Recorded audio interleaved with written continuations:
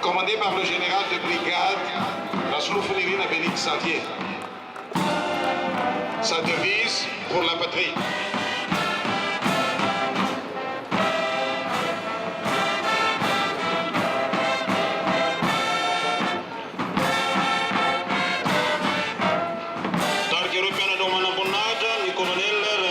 Joseph Daniel de bien fampianarana sy ny fiofanana manaraka azy ny andiany fahatelo amby telopolo zay tarin'ny commandant Rafitson Alain Bérardin.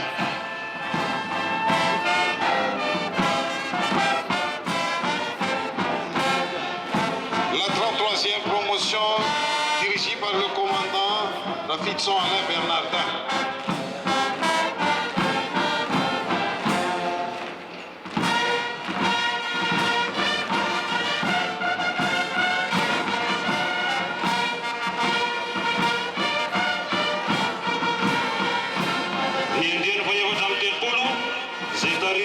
Commandant Berarazana Patricio. La 34e promotion dirigée par le commandant Berarazana Patricio.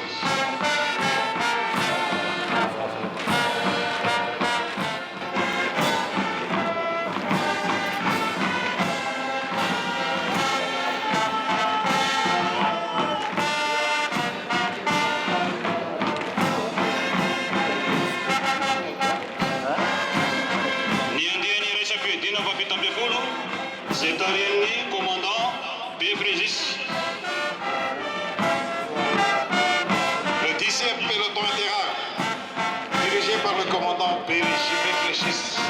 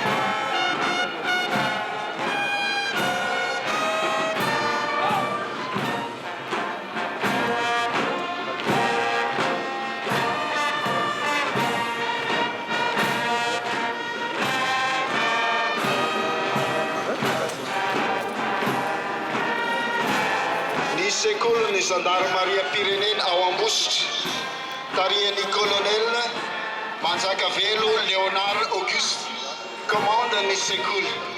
Raha ny faneva manana ny targetra fahaizana sy fahendreny. Zay entiny sous-lieutenant Ranaivosan Nestor.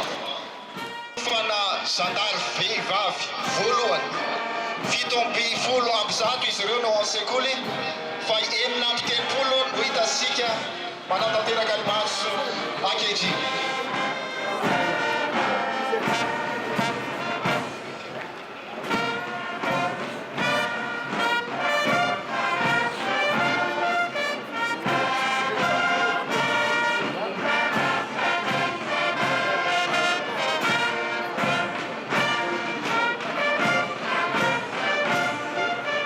Ny saolafy faharoa dia tarihan'ny lieutenant Andrianary Nirso Yvette manamboninahitra zandary vehivavy voalohany.